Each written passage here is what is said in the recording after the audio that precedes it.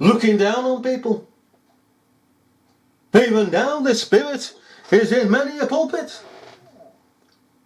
And one begins to wonder, when they come to the River Jordan, will they just sail straight across and get to the gates of Zion and find that there's a door to the right, and they go down through that door into Gehenna?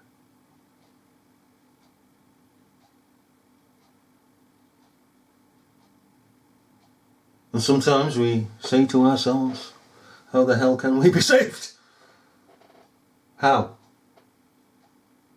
What the heck is in me? There's no good in me.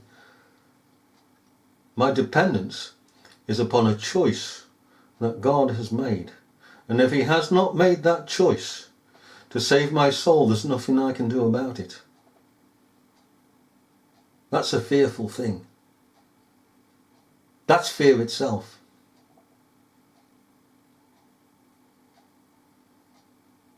Because my soul, my life, my being, my true being, and everybody else's true being is in the hands of God.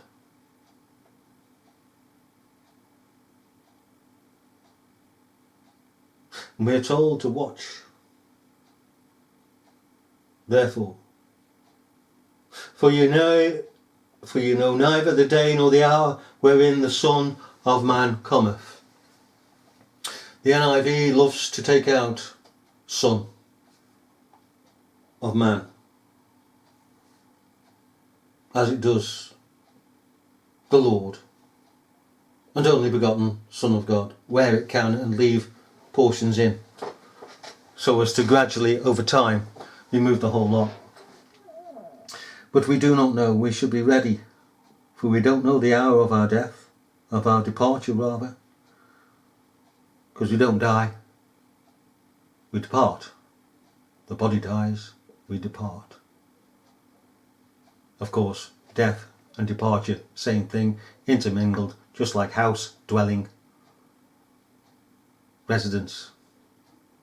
So we can actually say, yes, at the time of our death it is appointed unto man once to die, and after that the judgment. So we can intersperse the words, which makes for a rich language, not a stilted language.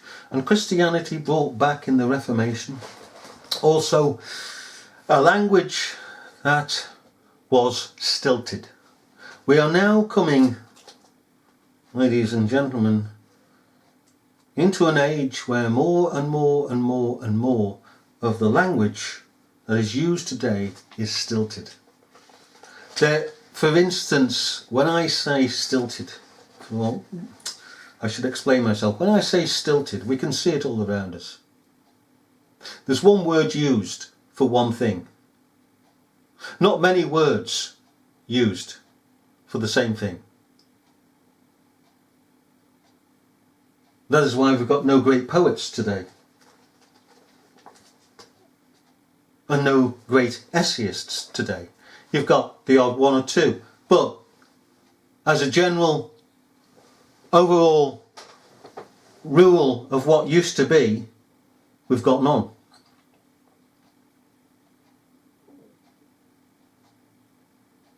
We've got none. Our language has become doggerel.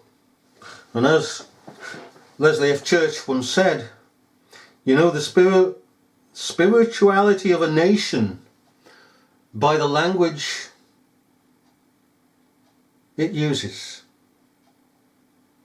That if the language is poor and doggerel, then the people and the spirit of the people is the same. And godlessness is there.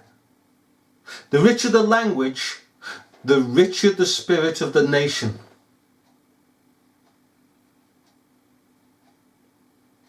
And I have to agree with him. And we'll leave it there, and we'll try to go through tomorrow, the Lord willing, some of the chapters of the book of the Revelation of Jesus Christ, because they are quite fascinating